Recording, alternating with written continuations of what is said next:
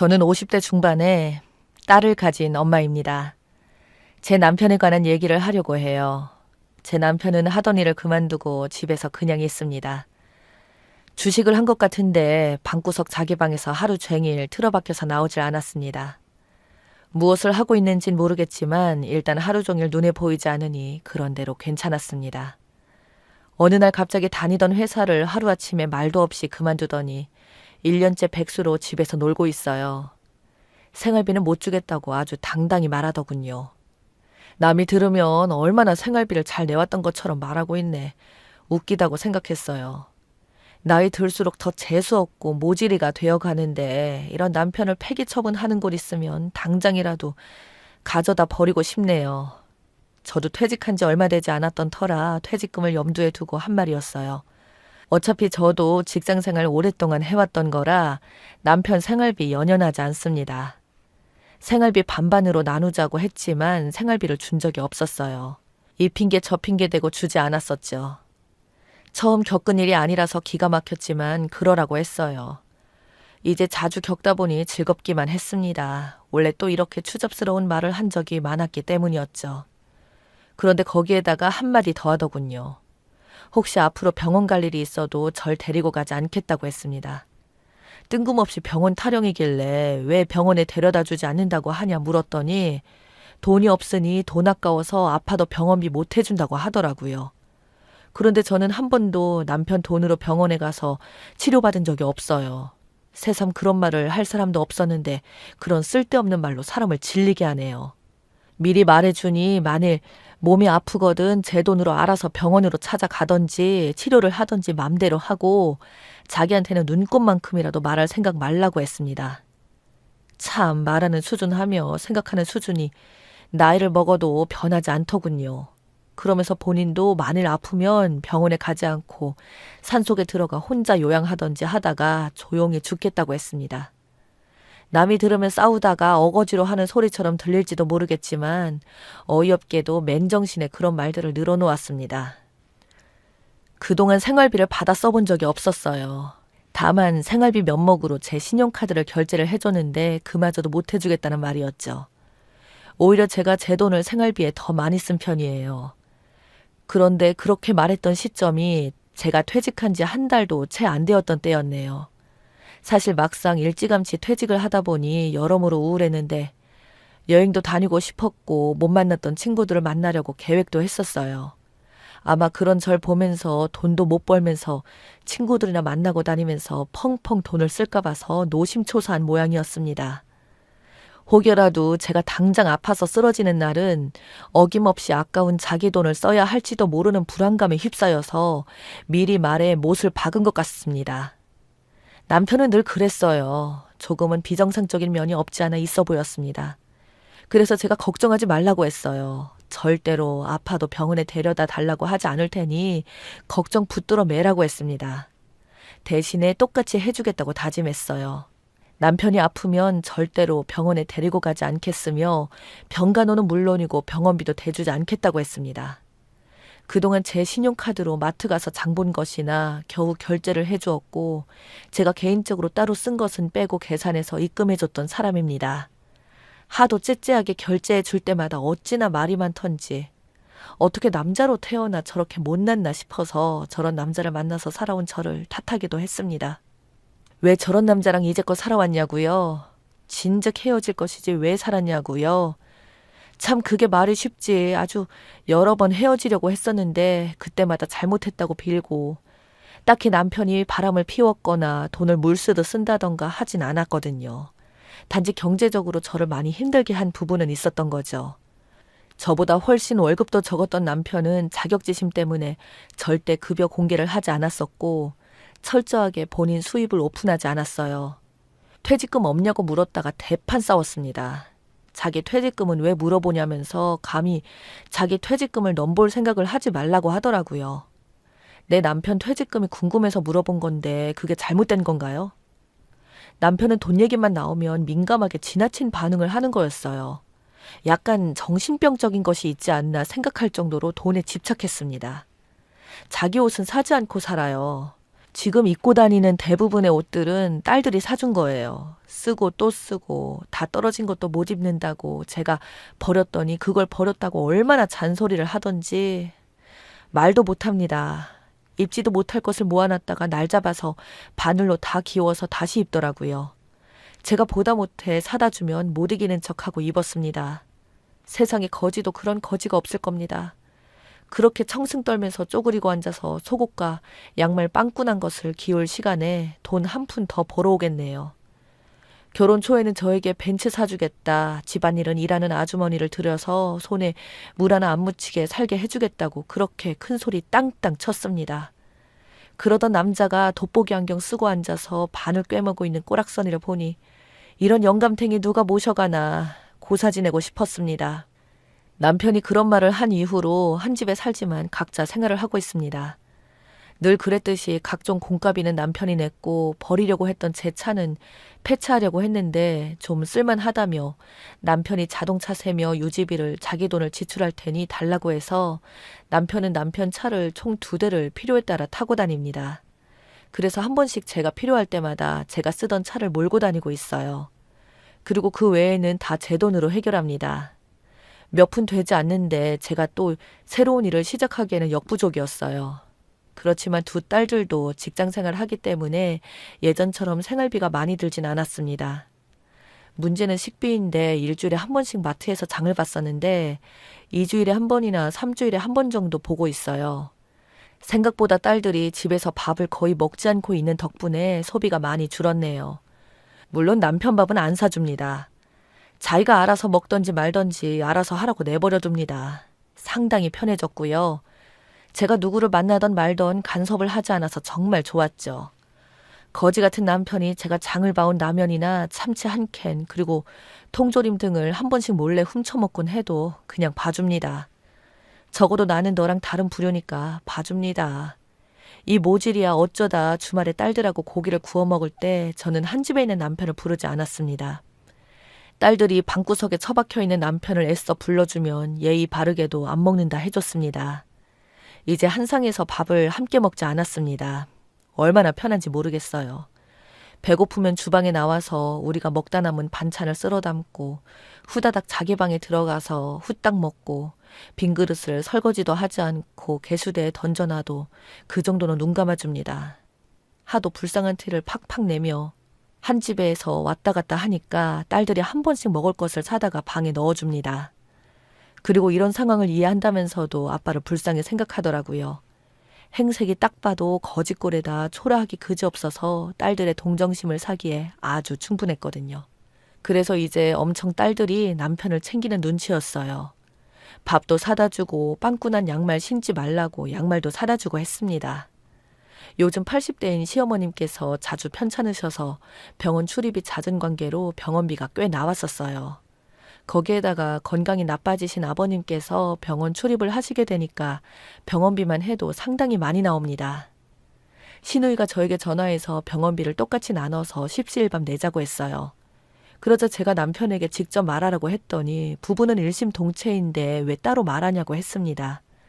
그래서 이제껏 한 번도 생활비 받아 써본 적이 없었는데 병원비 낼 돈이 있겠냐. 애들 아빠한테 직접 말해서 병원비 받으라고 했습니다. 그리고는 앞으로 돈 얘기는 없다고 하려고 했습니다. 시누이는 그동안 남편이 생활비 한 번도 주지 않고 공짜로 살아온 걸 눈치챘으면서도 모르는 척하면서 저한테서 병원비를 뜯어낼 생각을 했던 거였어요. 그래서 말 나온 김에 확실히 하고 싶어서 남편이 내가 퇴직한 뒤론 단 한 푼도 생활비를 지원하지 않는다고 했습니다. 남편한테 했던 말을 그대로 해줬습니다. 혹시라도 애들 아빠가 병원에 갈 일이 있더라도 병원비며 병간호를 일절하지 않을 거라고 했습니다. 시누이는 절대 믿지 못할 말들이라고 하더군요. 그러건 말건 사실이니 끊어달라고 했는데 퇴직했으니 돈이 없으면 시어머니와 아버님이 2분 다 병원에 입원해 계시니 돌아가며 병간호 하자고 했어요. 그래서 내 말에 토를 달지 말라고 했습니다.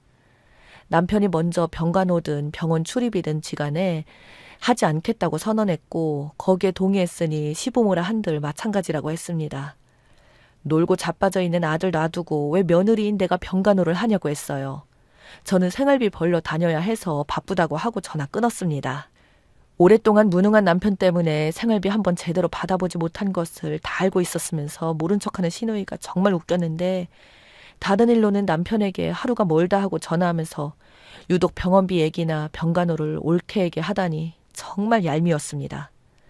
저는 시부모님의 병문안은 가야 하니 주말에 간 건 말고는 병원에 일절 가지 않았습니다.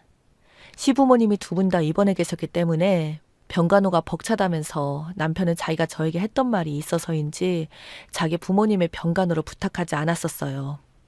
그런데 양쪽 부모님을 병간호하기엔 시누이와 남편이 너무 힘이 들기도 했고, 시누이가 힘들다면서 우는 소리 하면서 올케가 와서 도와줘야 하는 것 아니냐며 난리를 치는 바람에 하는 수 없이 저에게 도움을 요청했습니다. 남편은 자기 맘대로 자기가 했던 말을 철회하려 한다고 했어요. 저는 한 번 간 버스는 다시는 붙잡을 수 없는 거라며 단번에 거절했죠. 제가 미쳤습니까? 누구 좋으라고 제가 받아줍니까? 존팽이 같은 남편이 그에 상응하는 반대 급부도 없이 철회한다고요. 혼자서 북치고 장구치고 다 하더군요.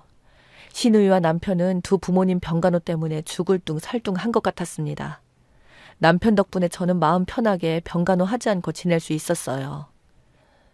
시어머님은 점차 회복해가는 것 같았으나 아버님은 점점 나빠지셨는데, 그 일련의 과정을 지켜봤던 남편은 겁이 덜컥 난 모양이더라고요. 병간호의 중요성을 깨달은 것 같았어요. 그때서야 생각 없이 내뱉었던 말을 후회하는 듯 했어요. 하지만 이미 늦은 뒤였습니다. 남편은 아버님을 하늘나라로 보내드린 후 계속해서 소화가 안 된다면서 금식도 하고 머리가 아프다며 드러눕기 일쑤였어요. 두 딸들이 걱정하면서 병원을 가자고 했는데도 소화제만 먹고 버티더군요. 한 집에 살면서도 아프다고 하니까 걱정이 조금 되긴 했지만 별 도리가 없었습니다. 내버려뒀어요. 그랬는데 어느 날 안 되겠는지 병원에 혼자 다녀온 모양이었습니다. 신우한테서 갑자기 전화가 왔어요. 남편이 암이라면서 이미 진행이 많이 돼서 큰 병원으로 가서 수술을 받아야 한다고 했습니다. 아마도 직접 말 못하고 시누이를 통해서 전한 것 같아 보였습니다. 신우가 울면서 전화로 구구절절하게 말하는데 슬프게도 들렸어요. 오래 못 살 것 같다고요. 그러니 올케가 오빠 데리고 병원을 다녀오라고요. 내가 미쳤니? 가고 싶으면 혼자 가래라 하고 생각했습니다. 그래서 제가 그랬어요. 병에 걸리면 산속에 가서 몸보신 하다가 혼자 조용히 죽는다고 했으니까 병원에 안 갈 거라고 했습니다. 신우가 통사정을 하더군요. 나보고 어쩌라는 건지. 남편한테 먼저 물어보라고 했더니 살고 싶다고 수술 받으러 간다고 했습니다. 저는 그러던지 말던지 알아서 하라고 했어요. 한 집에서 얼굴 마주쳐도 모른 척 했습니다. 동정심을 유발하려고 갖은 불쌍한 표정 다 지었지만 저에겐 어림도 없었죠. 안 되겠는지 저에게 암 진단을 받았다면서 자기가 했던 말을 후회한다면서 자기 병간호로 부탁했습니다. 아쉬울 때만 손을 내미는 남편, 정남이 떨어집니다. 남편이 암 진단을 받았다면서 세상 하늘이 무너진 듯이 말하더군요. 그래서 제가 말했습니다. 참 안 됐는데 산속에 들어가서 조용히 죽을 용기는 안 나나 보네. 병원에 가서 수술 잘하고 살아서 돌아오면 그때 가서 다시 생각해 볼게. 저는 끝까지 남편 병간호를 하지 않았습니다. 시누이는 남편에게 저 지독하다고 하더군요. 그래서 제가 다시 말했습니다. 지독하게 말한 건 너희였던 거 잊지 마. 난 네가 했던 말에 동의했는데 무슨 불만이야. 어이없네. 라고 했습니다. 남편이 아무리 아파 죽던지 말던지 자기 알아서 할 소관이네요. 함부로 말을 짓거리더니 자기 발등을 찍는 게 되었습니다. 저는 남편과 자식까지 낳고 산 것을 매우 후회했습니다. 남편의 DNA가 그대로 자식에게 유전될 텐데 아들이 아니라 그나마 딸이라 다행이라고 생각했습니다. 앞으로도 남편이 했던 말 그대로 돌려주려고 합니다. 암투병 하다가 못 견디게 되면 알아서 산속으로 들어가 혼자서 조용히 요양하다가 죽는지 두고 볼 참입니다.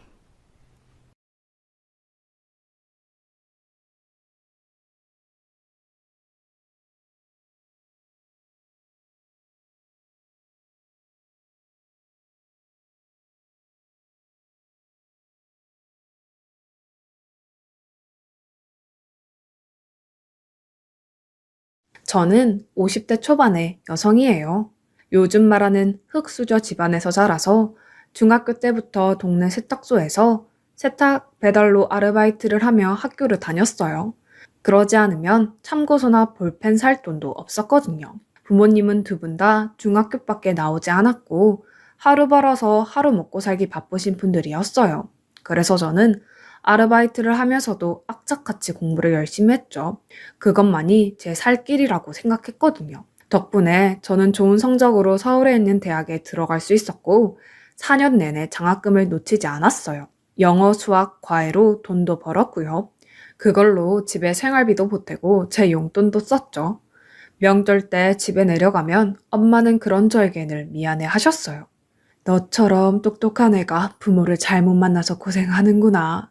요즘은 미국이나 캐나다로 어학 연수도 많이 간다는데. 시연이 너라면 가서 충분히 잘할 수 있을 텐데. 정말 미안하다. 아니야, 괜찮아. 해외로 어학 공부하러 가는 거 그거 진짜 돈 많은 애들만 가는 거야. 라며 제가 오히려 위로를 해드렸죠. 저희 부모님도 집안 형편 때문에 공부를 못했던 거지 공부를 좋아하셨어요. 제가 공부를 잘하게 된 건 먹고 사느라 바쁜 와중에도 틈틈이 책을 보시는 부모님을 보고 자랐기 때문이었죠. 그런 부모님이었기 때문에 정말 불만이 없었어요. 오히려 하고 싶은 공부를 못한 부모님이 안타까웠죠. 그래도 저는 대학도 갔으니까요. 부모님이 미안해하지 않도록 영어 공부도 더 열심히 했고 학교를 졸업하자마자 취업도 바로 했어요. 저는 엄마한테 전화를 해서 엄마, 이제 좀 쉬어. 내가 생활비 넉넉히 보내줄 수 있어. 그런 소리 하지 마. 너도 너 쓰고 싶은 거 쓰면서 살아봐야지. 저금도 하고. 사람은 항상 주머니에 여윳돈이 있어야 되는 거야. 라며 한사코 말리셨어요. 결국 저는 원래 보내드리기로 했던 생활비 절반만 보내드리기로 했죠. 부모님은 더 이상 제 고집을 꺾지 못하셨어요. 엄마는 틈만 나면 제게 수연아, 주변에 괜찮은 남자 없는지 잘 봐라. 좋은 사람 있으면 얼른 결혼해야지. 라며 제가 안정적인 생활을 하기를 바라셨어요. 그런 엄마의 마음을 모르는 건 아니었지만 저는 좀 더 제가 하고 싶은 일을 마음껏 할 수 있는 시간을 갖고 싶었어요. 그래서 늘 찾고 있다고 대충 대답만 하고 피했죠. 한 번은 엄마가 친척에게 부탁을 해서 제 선자리를 알아보셨더라고요. 엄마는 왜 나한테 물어보지도 않고 그런 걸 해? 나 안 나갈 거야. 그러니까 엄마가 알아서 해. 너 그 자리에 안 나가면 내가 숙모 얼굴을 어떻게 보니? 네가 맨날 좋은 사람 만날 거라고 하면서 소식이 없으니까 엄마가 이렇게 나서는 거잖아. 가서 시간만 때우고 오기라도 해. 결국 저는 어쩔 수 없이 선을 보러 나갔고 거기서 저는 전 남편을 만나게 됐어요. 그 사람도 등 떠밀려서 억지로 나왔다고 하더라고요. 이왕 둘 다 휴일 버리는 거 영화로도 보러 갈까요? 라는 그 사람의 말에 저도 좋다고 했어요. 저와 그 사람은 영화를 보고 나서 저녁까지 먹게 됐고 얘기를 하다 보니 생각보다 잘 맞는 것 같았어요. 남자는 이공계 연구소에서 일을 한다고 했는데 지적이고 차분한 마음이 마음에 들었어요. 어쩌다 보니 저희는 띄엄띄엄 주말에 만나게 됐고 그러다가 사귀게 됐고 결혼 얘기까지 나왔어요. 엄마는 뛸 듯이 기뻐하시며 선보러 안 나간다고 할 때는 네가 결혼에 전혀 관심이 없는 줄 알았는데 정말 잘 됐다 라고 제 등을 두드려 주셨어요. 저도 결혼까지 가게 될지 몰랐지만 이런 게 운명이라는 건가 보다 생각했어요. 시어머니는 처음 인사를 하러 갔을 때부터 저를 탐탁지 않게 여기셨어요. 니들은 결혼이 니네 둘만 하는 거라고 생각하지만 결혼이라는 건 집안과 집안이 연결되는 거야. 사람 하나도 뚜껑 겉만 본다고 될 일이 아닌데 라며 은근히 저희 엄마 아빠를 깔아내렸죠. 당시에 저는 시어머니의 불평이나 집안 문제 같은 건 다 이전 세대나 신경 쓰는 거고 나 하나만 잘 사면 된다고 생각했어요. 그래서 별일 아니려니 하고 넘겼어요. 하지만 결혼해보니 쉽게 넘어갈 수 있는 문제가 아니었어요. 주말마다 시댁에서 불러서 일을 시키니 제대로 쉴 수 있는 날이 없었어요. 주중에 계속 회사에서 일하고 주말에도 일을 하는 거나 마찬가지였으니까요. 저는 시어머니한테 매주 시댁에 오는 게 부담스럽다고 말씀드렸어요. 너는 어떻게 시댁에 못 오겠다는 소리를 그렇게 당당하게 하니? 이래서 집안이 중요한 건데 집에서 어머니가 붙어 앉아서 가르치지 못했으니 이 지경이지. 자기가 무슨 대단한 떼돈이라도 번다고 회사 다니는 거 가지고 유세 떠는지 모르겠네. 어머니, 제가 마음에 안 드시면 저한테만 뭐라고 하시면 되죠. 친정어머니 얘기는 하지 않으셨으면 해요. 저희 엄마 누가 뭐래도 열심히 사셔서 저희만큼 키워주신 분이세요. 이렇게 말 한마디 지지 않고 따박따박 말대답을 하니 네 애미가 널 가르쳤다고 말할 수 있어? 아이고 머리야. 라며 머리를 싸매고 들어눕는 거였어요. 남편은 남편대로 저한테 짜증을 냈어요. 당신은 엄마 비위 하나 못 맞춰서 꼭 시끄럽게 만들더라. 결혼한 지 반년이나 됐는데 이쯤 했으면 우리 엄마 성격 알 거 아니야? 다른 데에는 그렇게 똑똑하게 굴면서 왜 그거 하나를 못해? 내가 당신 어머니 비위 맞추려고 결혼한 거 아니잖아. 나는 내 인생 살려고 결혼한 거야. 그건 당신도 마찬가지 아니야? 근데 왜 당신 어머니 때문에 이렇게 우리 생활에 불편해져야 되는 거야? 당신 어머니? 지금도 당신 어머니, 내 어머니 그런 거 따지는 거야? 그런 마음이니까 주말에 가는 것도 귀찮은 거야. 엄마 보고 뭐라고 하기 전에 당신 태도부터 고쳐. 라며 싸우기 일쑤였어요. 그래도 시댁일 아니면 둘 사이는 문제가 없었고 평소에는 잘 지냈기 때문에 시어머니와의 관계만 해결하면 괜찮을 거라고 생각했죠. 마침 주말이어서 제가 시댁에서 집안일을 하고 있을 때였어요. 도련님이 결혼할 사람을 집에 데려왔어요. 부모님이 교수라던 그 여자는 대학에서 순수미술을 전공했고 지금은 디자인도 하고 화실에서 학생들도 가르친다고 하더라고요. 딱 보니 온실 속 화초처럼 곱게 자란 티가 났어요. 시어머니는 연신 싱글벙글하며 좋아하시더라고요. 어쩜 이렇게 얌전하고 곱냐? 우리 성수가 여자 보는 눈은 있구나. 라며 도련님과 셋이 앉아서 웃음꽃을 피우더군요. 그러다가 도련님이 제게 형수, 우리 집나 매운 거 못 먹는데 씻어 먹을 물그릇 좀 갖다 주세요. 그리고 무슨 손님 음식을 이렇게 맵게 해요? 먹는 사람 불편하게. 라고 하자 남편이 듣다가 야, 형수가 네 시중 드는 사람이야? 어디서 앉아서 이래라 저래라 말이 많아. 네 손님이니까 네가 물그릇 갖다 줘. 그리고 매운 걸 못 먹으면 못 먹는다고 미리 말해줬으면 될 거 아니야. 우리 집 식구들 매운 거 좋아하니까 맵게 한 거잖아. 저는 속으로 그렇게 말해주는 남편이 고마웠어요. 그러자 시어머니가 일어나서 부엌으로 오며 됐다. 내가 하마. 손님 불러놓고 시끄럽게 하는 거 아니다. 이럴 때 집에서 일하는 사람이 눈치 있게 나서주면 얼마나 좋아. 라며 은근히 저를 눈치 주시더라고요. 저는 동서될 사람 앞에서 일이 더 커지게 하고 싶지 않아서 아무 말도 안 하고 가만히 있었어요. 나중에 집에 와서 남편에게 시댁에서 편 들어줘서 고맙다고 했더니 솔직히 엄마 말 틀린 거 없지. 당신도 좀 눈치 있게 성수한테 재수씨가 매운 거 잘 먹는지 물어만 봤어도 이런 일 없었잖아. 내가 장바다가 일하기도 바쁜데 어느 팀에 그런 걸 물어봐? 당신은 시댁에서 무슨 일이 있으면 꼭 나 때문에 생긴 것처럼 이런 식으로 말하는데 자꾸 이러면 나 그냥 아무 말 안 하고 시댁에 안 갈 거야. 일은 일대로 하고 문제 일으키는 사람 취급받는데 내가 더 잘해서 뭐 하겠어. 그리고 당신은 나처럼 우리 친정 가서 일해? 왜 나만 주말마다 효도해? 당신도 똑같이 해야지. 라고 하자 남편은 그제야 입을 다물더군요. 저한테는 시댁에 가서 앞일까지 예상하며 눈치 있게 다 잘하기를 바라면서 자기는 우리 집에 가는 것조차 부담스러워하는 걸 보고 저는 정말 속이 꽉 막히는 기분이 들었어요. 친정엄마는 제가 연락하면 잘 살고 있지? 나는 너만 잘 살면 된다. 다른 거 바라는 거 없어. 친정 자주 못 온다고 서운해하지 말고 이서방이랑 잘 살아. 그러면 돼. 라고 하시니 시댁 일도 남편과의 갈등도 얘기할 수 없었어요. 지금까지 힘들게 살아오신 친정 부모님한테 제 문제로 걱정 끼치고 싶지 않기도 했고요. 모든 건 저 혼자 풀어나가야 할 숙제였어요. 도련님이 결혼하고 동서가 들어오긴 했어도 제가 시댁에 가는 시간이 줄어들지는 않았어요. 걔는 몸도 약하고 창조적인 일을 해야 하는 애잖니. 그런 일 하는 애들은 충분히 쉬어줘야 다음 일을 할 수 있다고 하더라. 네가 형님이 되어서 그런 걸 이해해줘야 어른이지 안 그래? 라는 시어머니의 말에 억울하기도 한데 무슨 말을 해야 할지 모르겠더라고요. 그러다가 저와 동서가 비슷한 시기에 임신을 하게 됐어요. 저는 이때만큼은 제가 쉴 시간이 필요하다고 생각했어요. 어머니, 제가 입덧이 심해서 음식을 잘 먹지 못하다 보니까 체력이 많이 떨어졌어요. 병원에서도 안정을 취하라고 했고요. 제가 창조적인 일을 하는 사람은 아니지만 매주 시댁에 오는 건 무리일 것 같아요. 네가 그런 말 할 줄 알았다. 너는 내가 네 사정 몰라준다고 생각하는 모양인데 나 그런 사람 아니다. 안 그래도 좀 쉬라고 하려고 했어. 앞으로는 한 주 걸러서 봐라. 아니 어머니, 저 당분 가는 주말에는 친정 가서 쉬었으면 해요. 안 그러면 제 체력이 못 버틸 것 같아요. 아니 그러면 성준이 밥은 어떻게 하고?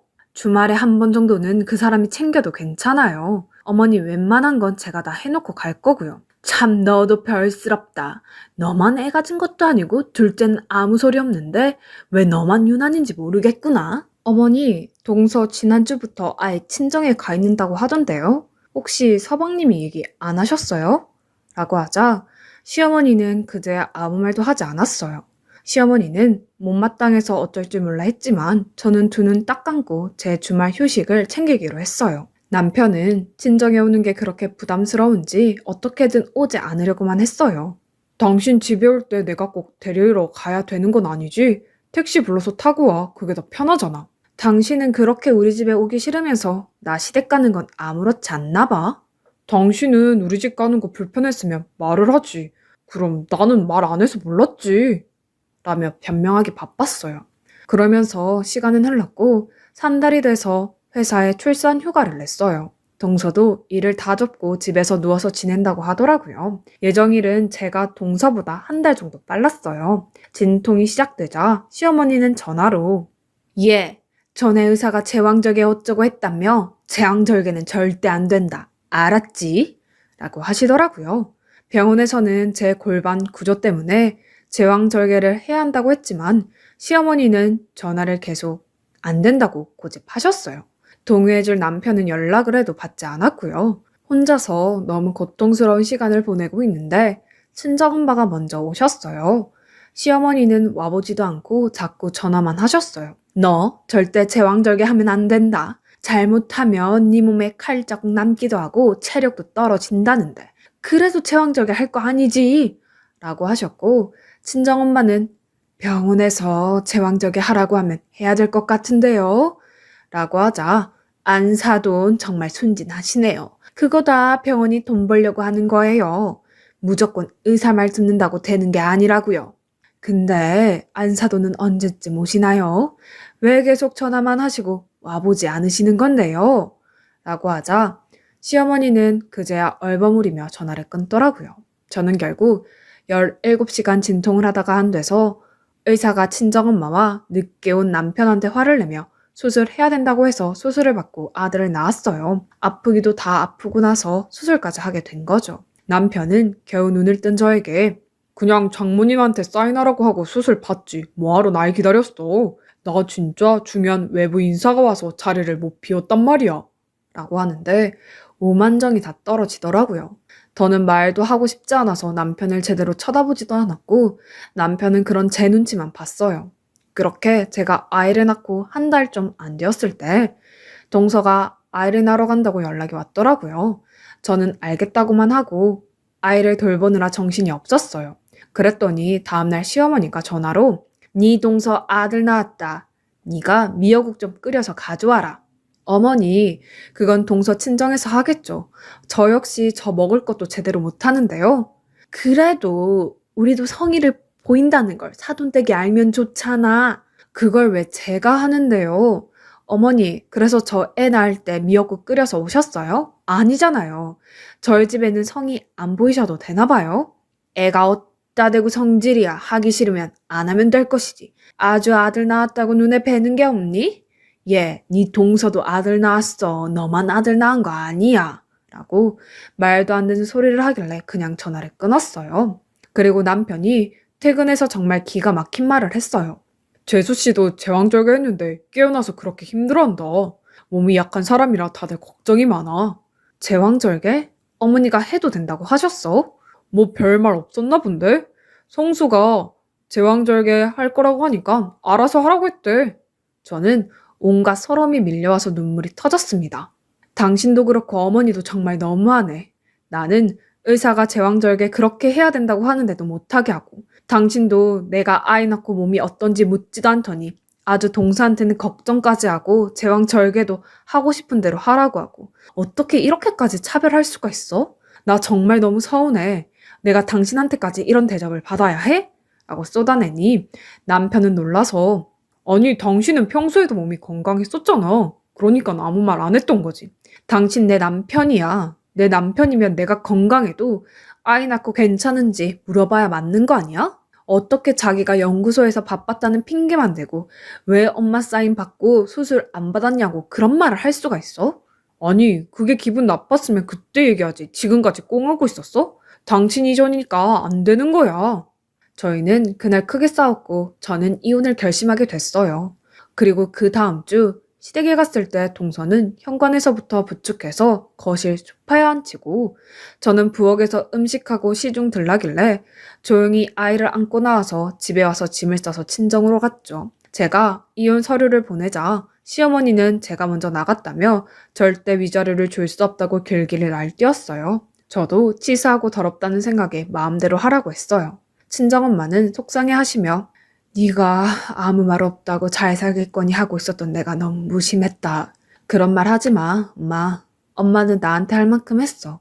저는 아이의 앞날을 위해서라도 더 번듯한 직업을 찾아야겠다고 생각했어요. 당시에는 회사에서 출산하고 이혼한 여성들을 곱지 않게 봐서 제가 얼마나 더 다닐 수 있을지 감이 안 오더라고요. 저는 회사를 다니면서 정말 악착같이 변리사 공부를 했습니다. 엄마의 도움도 컸죠. 그래서 그 다음에 시험에 합격할 수 있었어요. 몇 년 정도 중형 변리사 사무소에서 일을 했고, 거기서 대형 변리사 사무소로 옮겨가게 됐어요. 제가 디자인 전문을 맡았었는데 대형 사무소 쪽에서 그런 사람을 원한다며 저를 스카우트한 거였죠. 그 사이 아이는 커서 초등학생이 됐어요. 그 무렵 같은 변리사인 남자와 사귀게 되었고 그 사람과 재혼도 하게 됐어요. 다시는 결혼 안 한다며 일을 갈았었는데 그 사람도 이혼을 해서 서로의 처지를 잘 이해했거든요.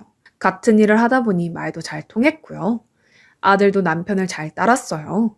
남편은 아이가 없어서 그런지 아들을 굉장히 예뻐했어요. 그렇게 지내던 어느 날 느닷없이 전화 한 통을 받았어요. 전 남편이었어요.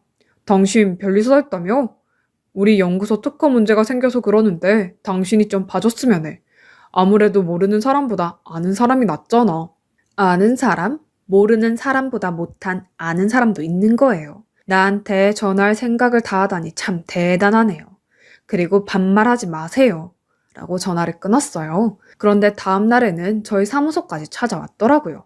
어젯밤 말한 게 기분 나빴다면 미안하게 생각합니다. 어쨌든 이건 일이니까 봐줬으면 하는데 당신도 실적 쌓고 그러면 좋은 거 아니에요? 연구소 쪽 문제면 기술 특허인 것 같은데 저는 디자인 전문이라서요. 그리고 그쪽 아니어도 제 실적은 아무 문제 없어요. 라는데 남편이 들어와서 여보, 점심 먹으러 가자. 아직 일하고 있어? 라고 하자 전 남편은 저와 남편을 번갈아 보더니 어떻게 이런 사람하고 결혼을 했네? 라는 거였어요. 그러자 듣고 있던 남편이 아, 그쪽이 우리 와이프 전 남편인가 보네요. 우리 집사람이 어디가 어때서요? 저랑 결혼 못할 사람인가요? 라고 하자 그 사람은 당황해서 얼버무리며 사무실에 나갔어요. 그렇게 며칠이 지났는데 집 근처에 시어머니가 와 있더라고요. 저를 보더니 얘, 너 신수가 훤해졌구나. 이제야 네 팔자가 변화보다. 라며 친한 척을 하더군요. 어떻게 여기까지 오셨는지 모르겠지만 바쁘니까 비껴주세요. 라고 하자 전 시어머니는 저를 붙잡고는 그러지 말고 성진이 좀 살려줘. 니네 회사가 이쪽에서 제일 크다며. 그럼 너 아니어도 특허 문제 잘하는 사람들이 있을 거 아니야. 정준이가 남의 기술 뺏겼다고 누명 쓰게 생겼어. 그러면 정식으로 상담 요청하세요. 이렇게 무작정 집까지 찾아와서 이러시면 안 되죠. 그래도 네가 아는 사람이라 찾아온 건데 예정을 생각하면 이렇게 매몰차게 구는 건 아니지 않니? 얘 성준이가 네가 변했다고 하더니 좀 잘 나간다고 안면 몰수하는구나. 지금 말 다 했어요? 예정이요? 변했다고요? 그럼 변했죠. 제가 언제까지 부엌에서 일이나 하던 사람으로 있을 것 같았어요. 당신 같은 사람들한테 무시당하지 않으려고 더 열심히 살았어요. 집에서 배운 게 없다느니 유세를 떤다느니 별말을 다 해놓고 이제 와서는 날 이상한 사람 만들어요? 이봐요. 할머니 인생 그렇게 살지 마세요. 당신 아들이 뭐가 얼마나 어려운지 모르겠지만 그런 문제는 댁들끼리 알아서 해결하라고요. 당신 잘난 둘째 며느리 있잖아요. 그 사돈댁에게 부탁해보던지요. 라고 하는데 엄마가 아들 손을 잡고 나오시더라고요. 제가 금방 들어간다고 했는데 안 오니까 나오신 것 같았어요. 엄마는 시어머니를 보더니 안색이 변했어요. 시어머니는 뻔뻔하게 안사돈 잘 지내셨어요? 아유 우리 지효도 정말 많이 컸네 할머니야 하는데 친정엄마가 시어머니를 확 밀치며 감히 어디다 손을 대요? 당신이 우리 지효 태어났을 때부터 병원을 한번 와보기를 했어. 애를 안아주기를 했어. 그래놓고 이제 와서 할머니? 웃기지 마. 양육비 한번 줘본 적 없으면서 할머니 생세를 하고 싶어? 저리 가요. 얼른 우리 딸도 괴롭히지 말고. 안 그러면 나 가만 안 있어요. 경찰 부를 거야. 라고 하자 시어머니는 더 이상 말도 못하고 자리를 떠났어요. 알고 보니 전 남편의 회사에 동서가 용기 디자인을 했는데 다른 회사 물건을 보고 그 회사가 출시도 하기 전에 자기가 그대로 뺏기고서 특허 신청을 했다고 해요. 그게 알려져서 동서도 그쪽 회사에 배상금을 물고 일도 끊겼고 전 남편은 소송을 당했다고 하더라고요. 어차피 그 문제는 변호사가 할 일이라서 제가 할 수도 없는 거였지만 그런 일이 생기자 저를 찾아왔다는 게 너무 황당했어요. 얼마나 저를 우습게 생각하면 그랬을까 싶기도 했죠. 그 후로도 시어머니와 전 남편은 몇 번이나 저를 찾아오고 저한테 미안하다고 사과도 했지만 받아주지 않았어요. 현 남편은 전 시댁에 한 번만 더 찾아오면 양육비를 주지 않는다고 고소하겠다고 했죠. 그랬더니 더는 연락도 안 하고 찾아오지도 않더라고요. 그 사람들이 돈 준다고 해도 받을 생각 없었어요. 그런 돈으로 우리 아들 키우고 싶지 않았거든요. 그 후 저는 지금 남편과의 사이에서 늦둥이 딸을 낳게 됐고 아이들과 친정 부모님과 함께 행복하게 잘 살고 있답니다.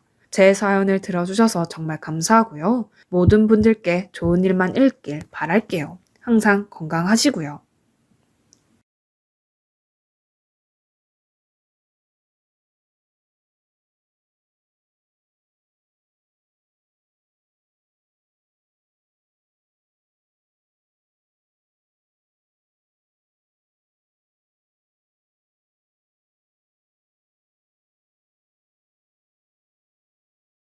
안녕하세요.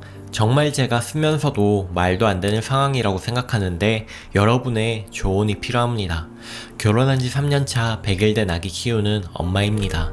지난 주말에 있었던 일인데 이걸 이해하고 용서하고 한번 넘겨야 하는지 아니면 어떻게 해야 하는지 정말 알 수가 없어서 글을 남깁니다. 두서 없이 써서 글이 길어질 것 같습니다. 제가 아기 낳은 뒤에 우울증도 너무 심하고 정상적인 사고 판단이 어려워 조언 꼭 부탁드립니다. 저는 10년 넘게 전문직으로 직장 생활을 잘하다가 아기를 봐줄 사람이 전혀 없어 회사를 그만두고 전업주부의 길을 택했고요. 좋은 직장 잘 다니다가 모든 경력이 단절되니 공허하고 불안감이 컸지만 아이를 생각하며 사랑으로 극복하자고 넘겼습니다.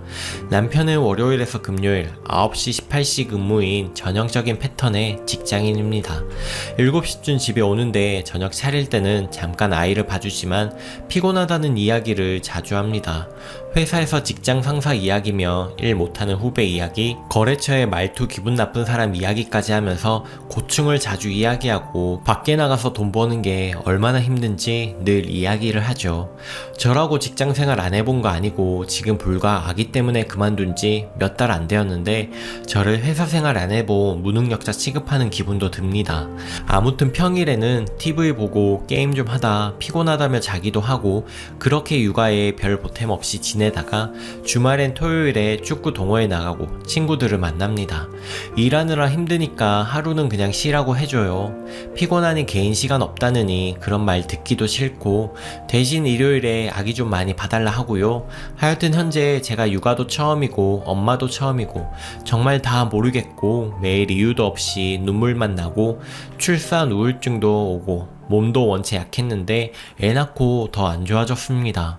임신했을 때도 입덧으로 고생을 많이 했는데 막달에는 갈비뼈까지 엄청나게 눌러대는 통에 숨을 잘 못 쉬고 출산할 때는 거의 30시간을 자연분만 노력하다가 결국에는 수술을 하고 또 수술 상처가 잘 아물지 않아 고생하기도 하고 167에 50kg 정도였는데 애 낳고 41kg까지 빠져서 기아 같은 수준입니다. 회복을 잘 못한 상태에서 아기를 보니 더욱 그러한 상황인데 아기도 좀 잠자리에 예민한 상황이라 잠도 잘 못 자고요.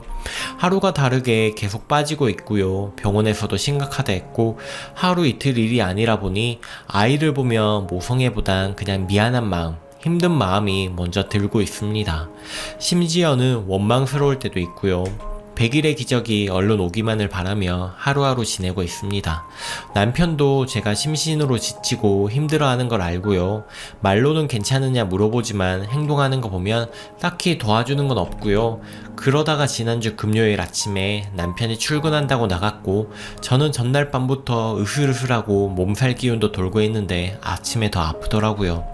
혹여나 요새도는 전염병인가 싶어 남편이나 아기한테 옮을까봐 집에서도 마스크 착용하고 있어서 남편도 아픈 걸 알았습니다. 점심시간 전에 병원 가서 링거라도 맞고 한숨 자면 좀 나을 것 같아서 시댁에 아기를 맡기고 가려고 연락을 드렸습니다. 시댁은 걸어서 10분 거리예요. 주말에 가끔 나가고요. 참고로 시어머님은 평소에 아기를 봐줄 테니 좀 쉬라고라든지 그런 이야기는 전혀 없으신 분이에요. 저도 아기를 봐줄 생각은 없으신가 보다 느껴지니 먼저 부탁하기 어려운 처지고요. 친정 엄마는 식당 운영하시면서 고단하게 하루를 보내시기 때문에 애초에 친정의 도움을 받을 생각도 안 했고요. 아무튼 전화 안 받으시길래 어머님께 문자로 병원 다녀올 동안 아기 몇 시간만 봐달라고 넣었는데도 답이 없더라고요. 한 번도 맡긴 적이 없는데 정말 그날은 제가 죽을 것 같고 다른 방도도 없어서 일단 아이를 데리고 갔습니다. 시댁 가서 배를 누르는데 어머님께서 놀라면 무슨 일이냐고 하시더라고요. 평소 같으면 그냥 바로 열어주시는데 이상하긴 했습니다. 그래서 몸이 너무 안 좋다고 문 좀 열어달래서 들어가니 정말 편한 차림에 남편이 있네요. 둘이 갈비에 진수성찬 차리고 식사 거하게 하고 있는데 너무 황당했습니다. 순간 오늘이 무슨 날이지? 이게 무슨 일이지? 여긴 어디지? 싶을 정도로 정신적 혼란이 오더라고요. 얼굴도 엄청나게 밝고 집에서 보던 피곤한 안색은 없고요.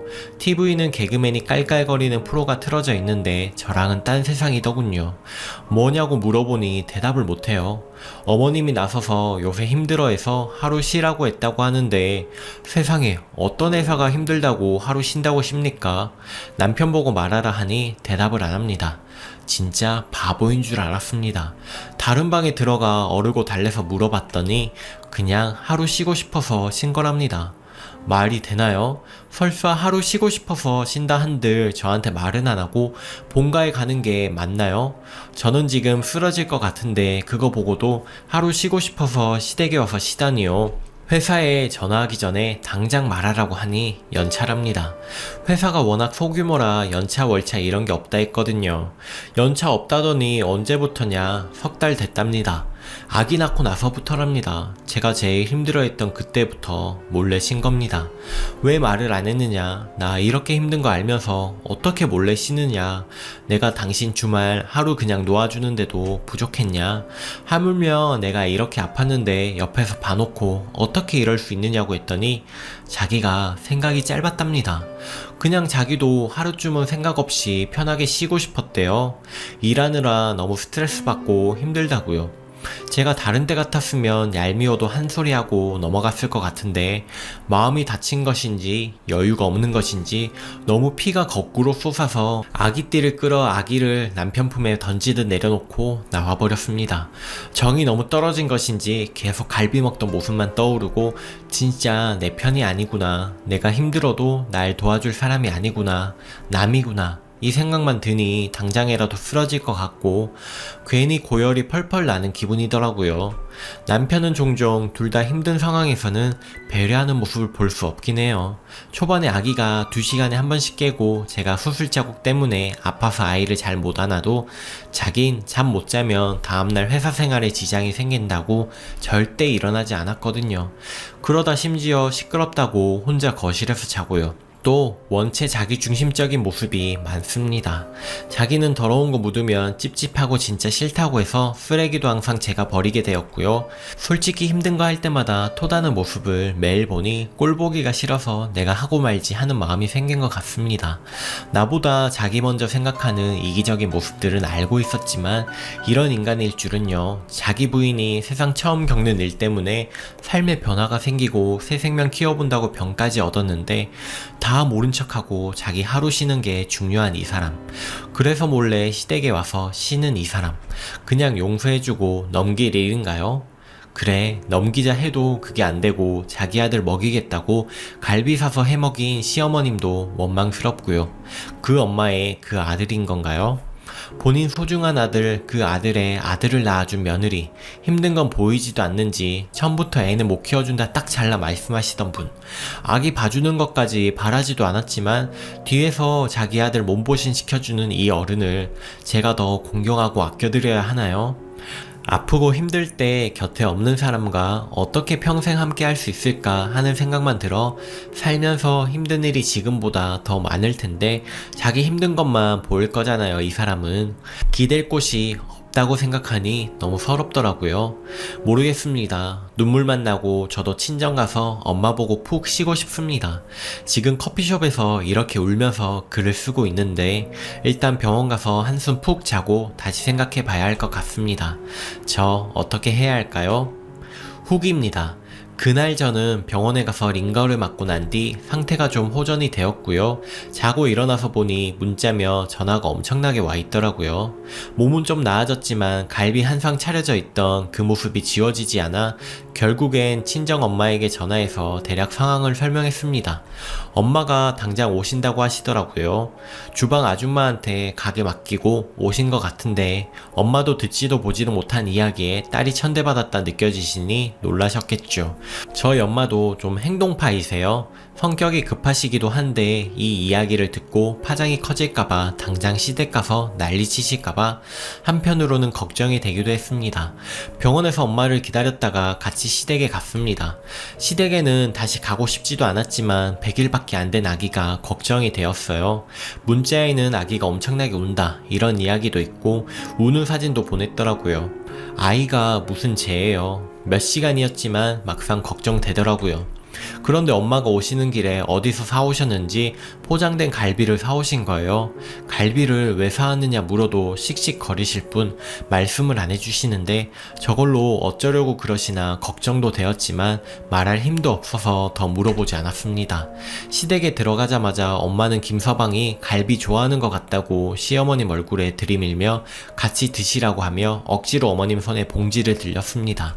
어머님과 남편 얼굴이 불그락 푸르락. 엄마는 아직 몸도 성하지 않은 딸인데 근처 살면서 잘 못 챙겨주실 거면 내가 데려가겠다 하시곤 저와 아기를 데리고 곧장 나오셨습니다. 어머님이 안절부절 못하시며 일단 앉아서 이야기하자고 하시는데 엄마가 매몰차게 돌아서셨습니다. 그 와중에도 바보 같은 남편은 어찌할 줄 몰라만 할 뿐 별다른 반응을 못 하더라고요. 엘리베이터 앞까지 어리버리 하다가 그냥 가더라고요. 사실 엄마 성격에 쌍욕이라도 하시거나 사위 뺨이라도 치는 일이 생길까봐 내심 걱정했는데 그래도 막상 엄마가 갈비 뒤풀이를 해주시니 속이 시원하긴 하더라고요. 지금 남편은 계속 문자가 오고 연락이 오는 상태이고 어머님은 딱 한 통 부재중이 와 있더라고요. 엄마한테 전화가 와서는 제가 딸이 없어서 헤아리지 못하다 죄송하다 이렇게 이혼을 할 순 없지 않느냐 그러셨다는데 엄마가 한바탕 더 퍼부으시고 끊으셨대요. 저한테는 절대적으로 헤어지라고 하시네요. 저도 당분간 아무 생각하고 싶지 않아서 더 물어보지도 않았습니다. 일주일 정도 쭉 친정에 있으면서 엄마가 아기를 봐주고 절 보살펴주니 이곳이 곳이 천국 같고 이제야 밥도 맛있고 그러네요. 하지만 엄마도 가게 나가셔야 하니 저도 얼른 일상을 찾아야 되겠죠?